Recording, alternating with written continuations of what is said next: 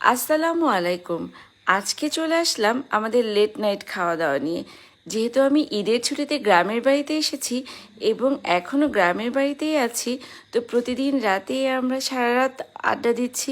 Almost আমাদের ঘুমাতে ঘুমাতে 4টা-5টা বেজে যায়। তো এত রাত জেগে গল্প করে আড্ডা দিয়ে আমাদের খিদা লেগে যায়। তখন আমরা কি খাবো, বিভিন্ন রকম রেসিপি ট্রাই করি। তো আজকে আমরা ট্রাই করেছিলাম গুড়, মুড়ি আর নারকেল কোড়া।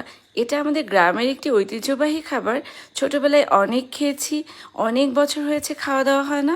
তো আজকে আমরা এটা ট্রাই করে দেখছিলাম কেমন খেতে হয়। তো যাই হোক, প্রথমে অল্প করে বানিয়েছিলাম, ট্রাই করে দেখলাম, বেশ মজা লেগেছে। তারপরে আমরা আরও কয়েকবার বানিয়ে খেয়েছি। যাই হোক, এরপরে আবার লুডো, গল্প, আড্ডা। অনেক রাত হয়ে যায়, আবার খিদা লেগে যায়। তো তখন সবাই আবার খোঁজাখুঁজি শুরু করে মিষ্টি বের করে আনছিলাম, মিষ্টি খেলাম। এটা গ্রামের মিষ্টি, বেশ মজা। এর আবার আমরা খেলাম কাঁঠাল আর মুড়ি। এটা আমার কাছে মনে হয় পারফেক্ট কম্বিনেশন। আমার বেশ প্রিয় এই কম্বিনেশনটা।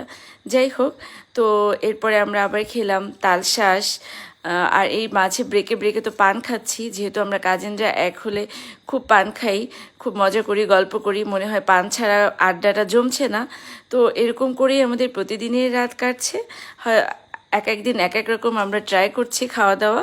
তো খুব ভালো লাগছে। আল্লাহ হাফেজ, শুভরাত্রি সবাইকে।